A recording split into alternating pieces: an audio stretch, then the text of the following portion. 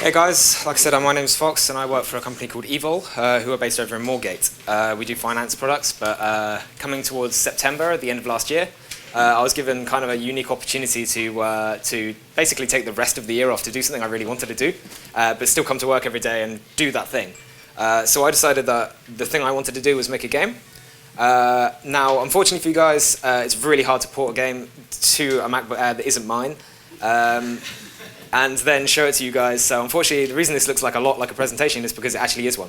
But hopefully you guys are accommodating enough to be okay with that. I'm going to tell you about how I came to make the game. It's been 5 crazy months since I started, being that I had absolutely no experience in any form of game design. I didn't know C#, and I didn't know modeling. So it was kind of like a bit of a, the learning curve was more like a right angle. But yeah, so I'm going to show you Refuge, which is my game. Effectively, it's a hide-and-seek game based on an island called the Ark. There's also a dynamic in which players are forced to out-survive each other or outrun each other. So there's not only hide-and-seek, there's also the opportunity to try and outlive the other player and allow the sort of harsh weather of the Ark to take them out by itself. So this is Refuge. So like I mentioned, I started this in mid-September last year, and when my creative director Mark came up to me and said, what do you want to do? I immediately knew we wanted to make a sort of twist on some kind of childhood game. This started out as a twist on kind of conventional storytelling, such as sort of like Red Riding Hood was one of my ideas, like do you outrun the wolf? Went all the way into space for a little while. I wasn't really sure what I was thinking, but hey, that's kind of where it ended up. And my first idea for this game was to create something that, what's happening with this? We might need to move this down a little bit. I think it's a little bit. Can someone mess with the projector? The projector is the desktop. Is it? Yeah. Oh, okay, cool. I'll sort that out now so you guys can actually see like the whole thing. Do you want to help out? It's the same size. Oh, is it? I did not notice that. So that's not the... Oh, wow. Interesting. Yeah. Is that... You guys are alright with that, right? You can totally see what that is. Yeah, probably leave it like that. Cool. Alright, I'll continue. So the first idea I had for this was to set it in some kind of wilderness, to really hyper-stylize the game, make it something that that I felt would be really interesting to walk around and try and avoid the other rare player on.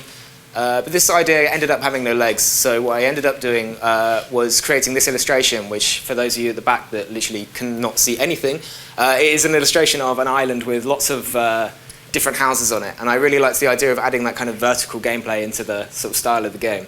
And that stemmed into lots of other illustrations that eventually became the style for Refuge. You'll notice at this point that it all went to grayscale. That's because you can't really tell, but I don't really like colour. So it all went that way, which was great. And from there, I started developing this structure. And for those at the back that can't see, it looks like a pile of sand. Effectively, it was this huge vertical structure with lots of houses on it, and the idea that you'd be able to run around this island and kind of you might see someone on the struts above you, but you might actually have to walk all the way around the island to actually get up on there. So kind of a twist on sort of like Monument Valley Journey for anyone who's played those games. But there were a few huge influences for me when I was young. And this is how the Ark ended up looking. This was some of my sort of first test renders of how I wanted the game to look.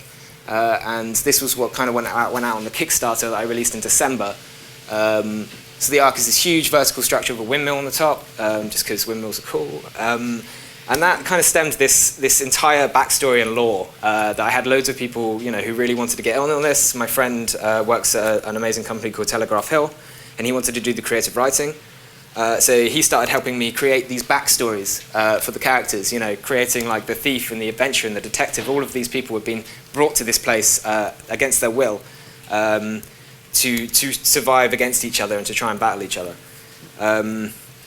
And from this point, I kind of started wanting to tell my story. So I started creating websites, trying to explain the backstory. I launched the Kickstarter for the project. And I had some really amazing feedback. I amassed 250,000 views on Imgur, which is the image sharing thing, in less than 24 hours, which was absolutely crazy. I'm not going to be as self-indulgent to show the good comments, so I'll show all the bad ones. brush strokes so wide they could be painted on a barn, and we had 200 pounds says the physics are shit. I also liked the 50 Shades of Grey. I was like, oh, cheers, thanks. So that's kind of like where that led me, and I was really interested in developing the game more. So the first thing that came up is, well, where's the gameplay? You're talking about this thing, and I was like, listen, like I started this in September, and it's now December. Like I don't have enough time to show you this stuff, but I kind of worked perilously to try and create this gameplay that people were asking for, and this is what I ended up creating, these screens here. They're very short because my computer's just not fast enough to run a lot thing, but this is how it ended up looking. So we had this kind of huge dark art with these massive windows and these huge kind of like very over-stylized buildings, and this character running through that atmosphere. Created a day and night cycle that had, you know, stars and rotating skies and stuff. And this is kind of where I am currently with the game, which is creating all the overlaying UI, creating new weather, etc., etc. The weather directly affects the guy playing in the game. So, for instance, if it snows, you're going to lose warmth quicker, you're going to lose health quicker. So you might be losing health so fast you're thinking, actually, it's fast enough for I go hunt down the other character, as opposed to kind of wait it out. So yeah, I think that's actually me, to be quite honest. There's a lot more content online. I've still got a Kickstarter active. I've got about 48 hours to go, and unless all of you have $1,000 in your pocket, it's not going to work. So, but I was asking for quite a lot. Not half as much as I need to make this game real, but I was asking for a budget of 25k, and I managed to get to 13, which I was still quite happy about.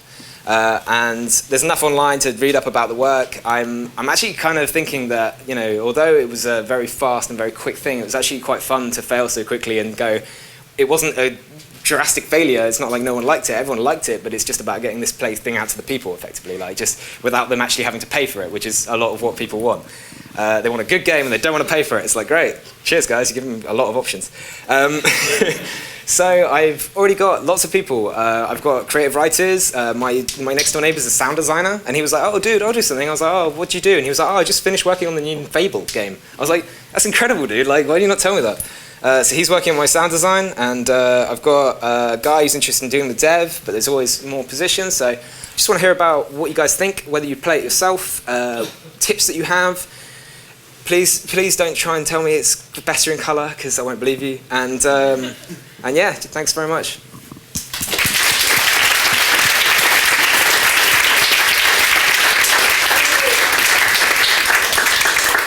Who's got the first question or piece of feedback for us then? Knocked over your beer, you're so astounded.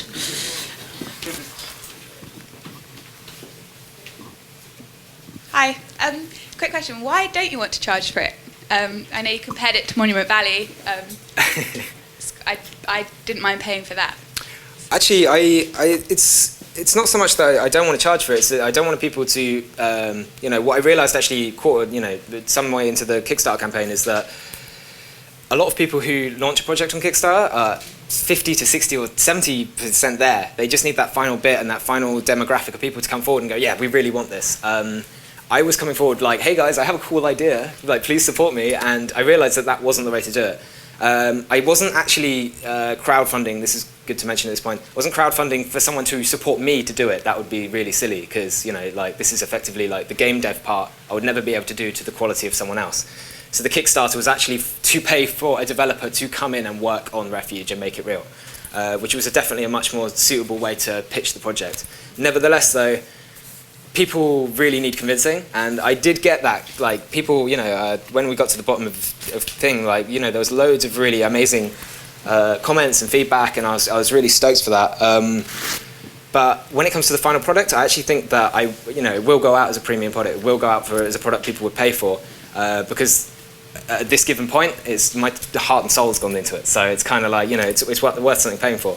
And that's actually something that mimics something that Ken at Monument Valley, the main visual designer, said only a few days ago was, you know, if people buy into a premium experience, if they buy into something that, you know, is beautiful, then they should expect to pay money for it. You know, that's the reason Monument Valley was put up at £5, is because they slaved over it. They really, really did.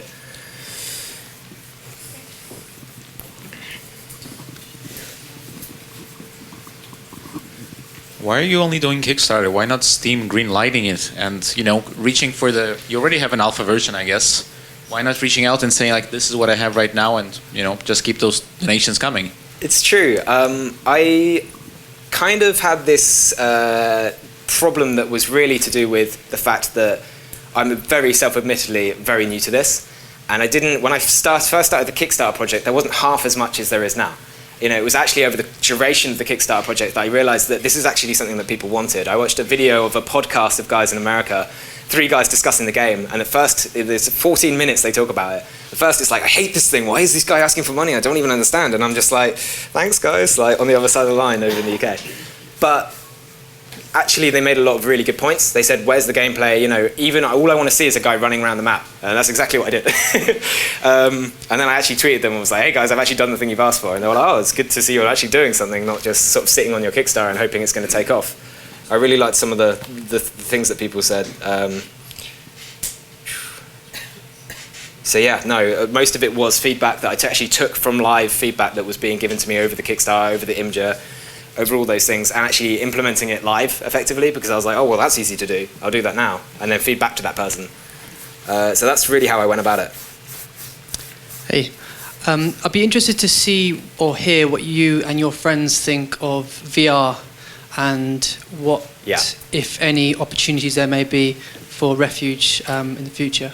So I think, for me, it was actually kind of a blessing for the Kickstarter to get to the point where it is now. It's got 48 hours left, and it's it's very shy of the our style of thing. I think that's the best thing that possibly could have happened to me, because actually I've got the people who want to work for it, and I now know they want to work for free and they want to do this thing with me because they love it, not because there's an incentive that's financial. And I think that actually meant more to me in the terms of saying, right, okay, we'll scrap the original timeline. Let's work on this for a longer period of time.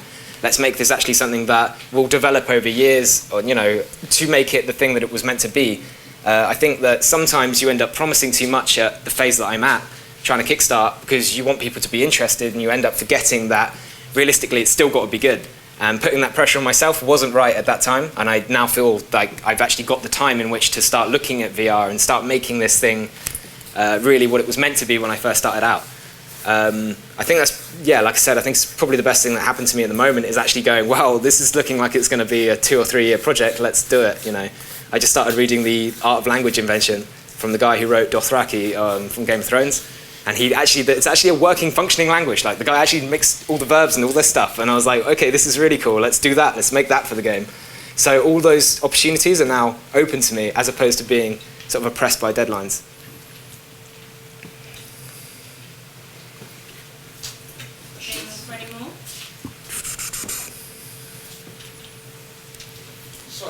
That's cool. I can't resist it. It might be, again, another obvious question, but you're passionate about getting this game out there and you're passionate about doing it. So what's stopping you from getting a partner or going to someone that's actually got the resources to be able to support you making it happen? It's exactly what I've done. Is the second I sort of started thinking, this has gone awry on the sort of the Kickstarter side, first thing I did was I emailed a bunch of people. So we've got people who people who used to work at us too, with the Monument Valley guys.